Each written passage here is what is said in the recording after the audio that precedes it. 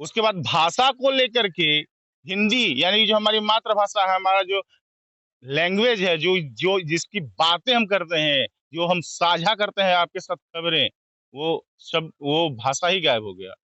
अब कह रहे हैं कि हम 60-40, 60% झारखंडी और 40% बाहरी। तो साहब ये क्यों? और ऐसे ही हालात में अगर झारखंड सरकार है तो युवाओं के अंदर कितना आक्रोश है। हम बात उस उन पहलुओं को और उनके दर्द को अगर समझना है तो आज हमारे साथ है, भाजपाई है लेकिन एक युवा है, नाम है आशीष भारद्वाज। हर रूप में, चाहे कभी रामनवमी में नजर आ जाएंगे तो कभी परशुराम सेना में नजर आएंगे, कभी भाजपा में प्रवक्ता, बहुत भी ओजस्वी प्रवक्ता कह सकते हैं आप, यशस्वी युवा कह सकते हैं, और तेजस्वी कह सकते हैं। पलामू का अगर भविष्य बन जाए या विकल्प बन जाए किसी पद का तो बड़ा खास होगा। आशीष जी, नियोजन के नाम पर हर बार छलावा, मंशा क्या होती है सरकार और सरकारी महकमे की? मंशा है हमको आपको बेवकूफ बनाना, हम्म, और क्या मंशा होगी। अगर आप नियोजन नीति पे बार बार ढोल मोल पॉलिसी अपना रहे हैं और उसके बाद भी कह रहे हैं कि हम झारखंडियों की सरकार है, हम मूलवासी की सरकार है, हम आपकी सरकार है, हम उनकी सरकार है जिनका दर्द आज तक सुना ही नहीं गया, और आज भी उनका दर्द जो जिनकी सरकार बनाए हैं कह के उनका दर्द सबसे ज्यादा नहीं सुन रहे हैं, तो यही तो चल रहा है झारखंड में। 13-11 की बात आई थी, रघुवर सिंह खूब होला हंगामा किए थे। फिर ये भाषा और ये फिर 60-40 कैसे इन लोग को निकलता कैसे है? दो तरफा, दो मुहा बात कह सकते हैं। लक्की जी देखिए, एक मातृ ऋण होता है, एक पितृ ऋण होता है। हम सनातन संस्कृति के रहने वाले लोग हैं। मातृ ऋण का मतलब सिर्फ माँ का ऋण नहीं है, इस मिट्टी का भी ऋण है हमारे ऊपर। और हम पलामू के हैं, पलामू हमारी मिट्टी है, हमारी माँ है। पलामू के साथ जो भी, जिस भी दल, जिस भी व्यक्ति के द्वारा अगर जरा सा भी ऊपर नीचे किया जाएगा तो आपको मैं दिखूंगा, लड़ता हुआ दिखूंगा, जूझता हुआ दिखूंगा। 13-11 में भी हमने प्रयास किया था, जिसके कारण देखिए 13-11 के कारण ही कल 3,500 लोगों का मुख्यमंत्री जी जो अपना पीठ थपथपा रहे हैं कि हमने 5 सालाना रोजगार वाले में हमने रोजगार दिया है। ये रोजगार तो पूर्व मुख्यमंत्री रघुवर दास जी का दिया हुआ है। लेकिन हम कह सकते हैं कि उससे कहीं ज्यादा कि संघर्ष की धरती पलामू का दिया हुआ है, क्योंकि जंग जब भी छिड़ती है तो साहब पलामू से ही। हाँ, सोनी कुमारी आपको नाम याद होगा, आपको वो नाम याद होगा, सोनी कुमारी। अगर वो नाम नहीं होता तो शायद ये 3-3.5 लोग नहीं कर पाते नौकरी। तो लेकिन खैर रोजगार सृजन तो किया था माननीय मुख्यमंत्री जी ने। उसके बाद इनको युवाओं ने भर भर के वोट दिया, इन्होंने पूरा डंका बजाया, 1 साल 5 लाख और क्या क्या बोल गए, अनाप शनाप अलर बलर जो मुंह में आया सो बोले। और बोलने के बाद क्या हुआ आप देख लीजिए, चुनाव के दहलीज पे अब हम आके खड़े हो गए हैं। 2023 खत्म होने वाला है, अगर पॉलिटिकल सिनारियो के हिसाब से ईयर का काउंटिंग करिए तो आप 2023 का आधा मध्यांतर पार कर गए हैं। क्या करेंगे अब आप?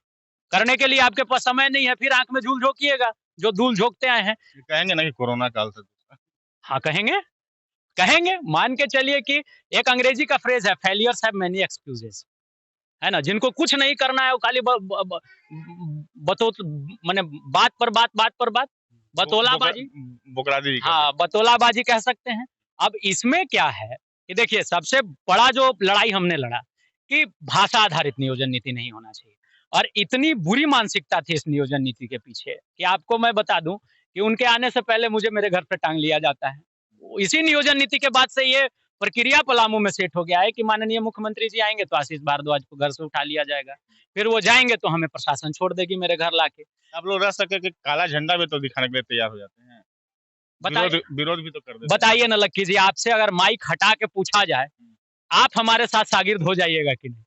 जिस मिट्टी के हम हैं, जो जुबान है मेरा, अगर आप मेरे से वो जुबान छीन लीजिएगा, आप मेरे से मेरी बात छीन लीजिएगा, फिर हम अरे सर भाषा के लिए तमिलनाडु और केरला जैसे राज्यों में क्या हो जा रहा है आप देख लीजिए। आज तक उन्होंने हिंदी को एक्सेप्ट करना नहीं।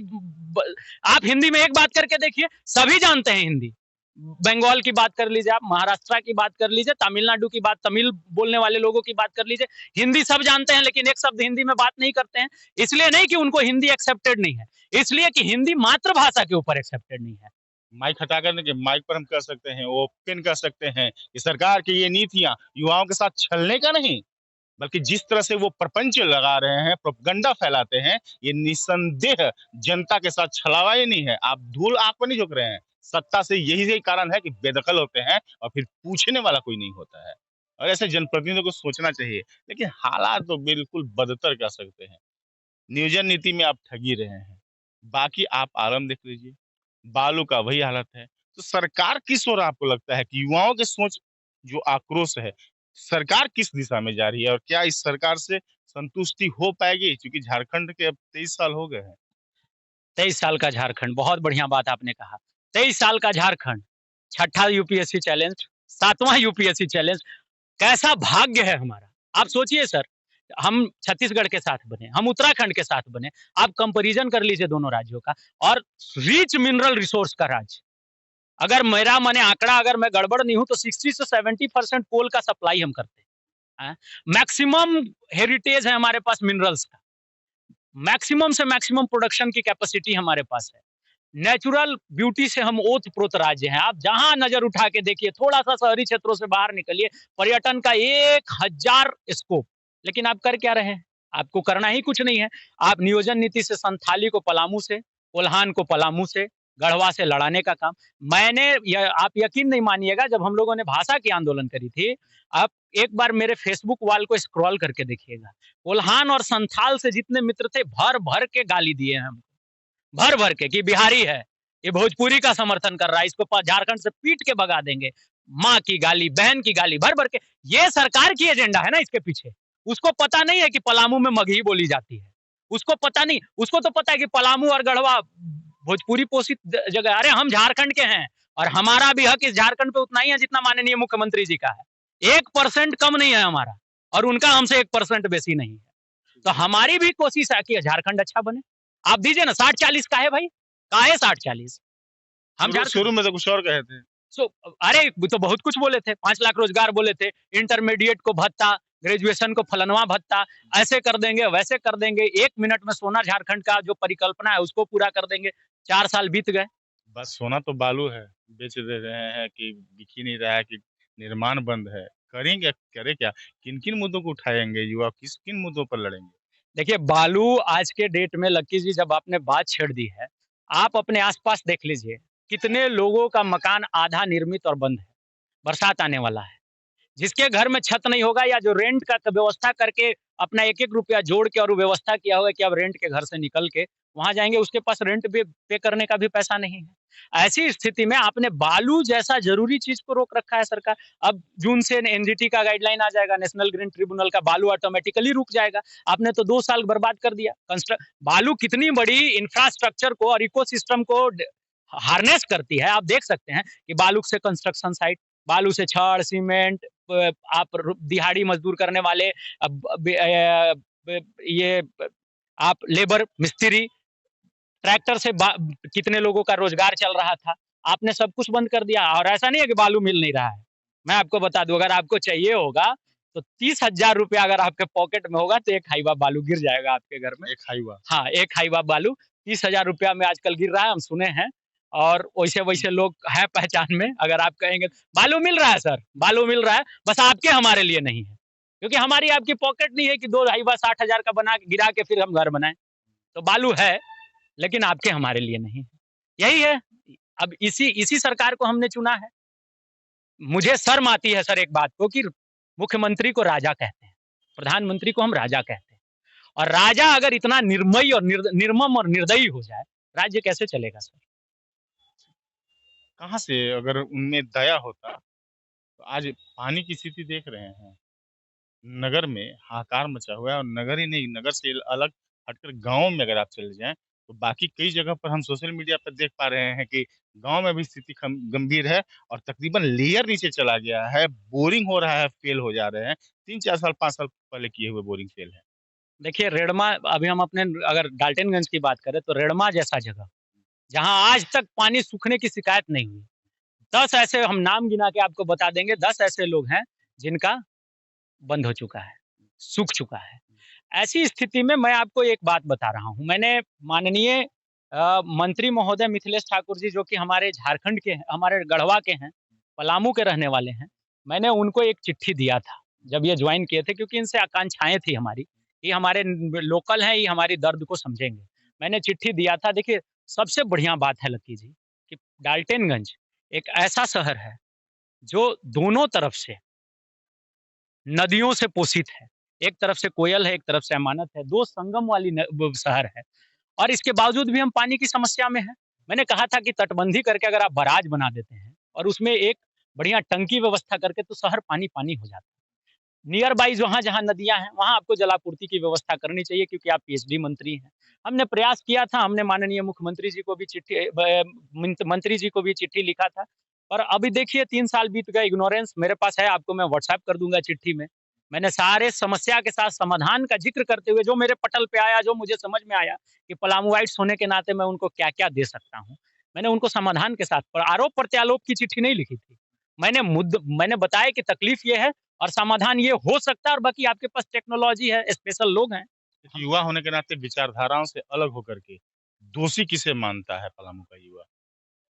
पलामू का युवा किसे दोषी माने सर, अभी तक युवा भी समझ नहीं पाया है। मैं आपको सच्चाई बता रहा हूँ कि क्या करे, 23 साल का झारखंड, छठा सातवां जेपीएससी तक चैलेंज्ड, रोजगार के नाम पर जीरो, पर्यटन के नाम पर जीरो, नई नई इनोवेशन के नाम पे जीरो। आप आसपास देखिए ना, हतप्रभ होके लोग नौकरी का आस छोड़ के अपना घर बार में लग जा रहे हैं। कितनी तैयारी करते हुए लोग, आज जो कल 3,500 लोगों को मिला, जो पूर्व की योजना का लाभ मिला उनको। पलामू की धरती जो संघर्ष की धरती कही जाती है, कैसा संघर्ष करने की जरूरत है? लड़ेंगे सर, लड़ने की जरूरत है, लड़ने की जरूरत है, और लड़ाई बहुत है पलामू के लिए, क्योंकि पलामू बहुत पुराना जिला है। आप कहते हैं ना उसी हिसाब में कि बहुत पुराना जिला है, और पुराना जिला होने के नाते हमारी भूमिका ज्यादा है। हमारे पास बहुत अच्छा पॉलिटिकल विल पावर है, और पॉलिटिकल हमारे यहाँ पे बहुत अच्छा बौद्धिक है लोगों के अंदर। उसका हम ऑर्गेनाइज करेंगे, प्रयास करेंगे कि लड़ेंगे, देखेंगे कहाँ तक पहुंचते हैं, लड़ाई कहाँ तक जाती है। हर बार अगर इन तमाम ऐसे मुद्दे जिसका असर पूरे झारखंड के भविष्य पर पड़ता है, वो आवाज पलामू से बुलंद होती है।